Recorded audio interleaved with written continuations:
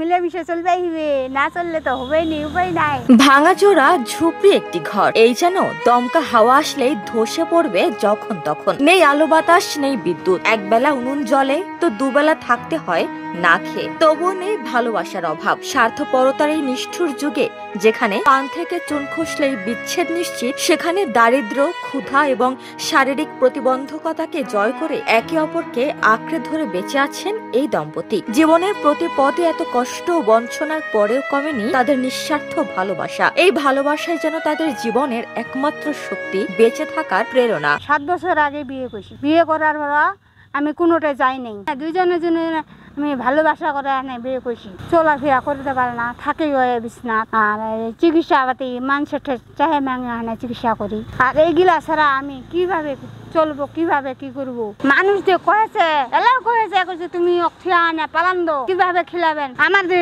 বিবেকটা ঘুরে আসে কয়েছে, তুমি অক্ষিয়া আনে যাইও না। আর এই কিছু যদি আমার চিকিৎসার জন্য কিবা করেন, আমি সেভাবে আমি চলবো। বলছিলাম ঠাকুরগাঁও সদর উপজেলার আকচা ইউনিয়নের দম্পতি অনন্য বর্মন ও লক্ষ্মীবালার কথা। চোখে একরাশ রঙিন স্বপ্ন নিয়ে আর 10টা মেয়ের মতোই ঘর বেঁধেছিলেন লক্ষ্মীবালা। সংসার জীবনের শুরুটা ভালো হলেও স্বামীর হঠাৎ প্যারালাইজড হয়ে যাওয়ায় জীবনের ঝড় নেমে আসে তাদের। অর্থের অভাবে অসুস্থ স্বামীকে নিয়ে চলছে স্ত্রী লক্ষ্মীবালার জীবন সংগ্রাম। প্রতিনিয়ত বাসা থেকে স্বামীকে হুইল চেয়ারে বসিয়ে লক্ষ্মীবালা রাস্তায় রাস্তায় চান সহায়তা।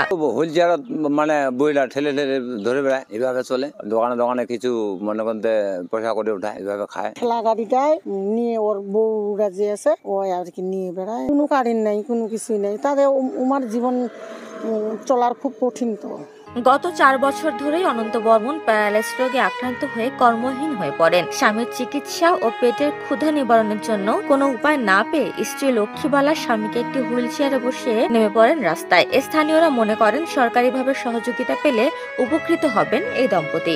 যে বুড়া বুড়ি আছে আমাদের বাড়ির পাশেই, খুব কষ্ট করে চলতেছে, হুইল চেয়ারে বেড়াইতেছে। আমাদের খুব কষ্ট লাগতেছে, যদি কিছু দিতে পারেন তাহলে ভালো হয় আর কি। প্রতিদিন ওই হাঁটা তো করিবা পারে না, ওই চেয়ারটা করে আর কি হাঁটে হুটে বেড়ায়। মানুষের দ্বারে দ্বারে যায়, ভিক্ষা টিকা করে আর কি এইভাবে খায়। আর যদি সরকারে যদি কিছু সাহায্য সহযোগিতা করে তাহলে খুব ভালো হয় আর কি। তাদের জন্য স্থায়ী আশ্রয়নের ব্যবস্থা, প্রয়োজনীয় চিকিৎসা এবং সামান্য সরকারি ভাতার ব্যবস্থা করা গেলে হয়তো এই প্রবীণ দম্পতি তাদের জীবনের শেষ দিনগুলো একটু স্বস্তিতে কাটাতে পারবেন বলে মনে করেন স্থানীয়রা। স্থানীয় প্রশাসন এবং সামর্থ্যবান ব্যক্তিদের কাছে সহায়তা চেয়েছেন তারা। উপমা রায়, সোনালী নিউজ।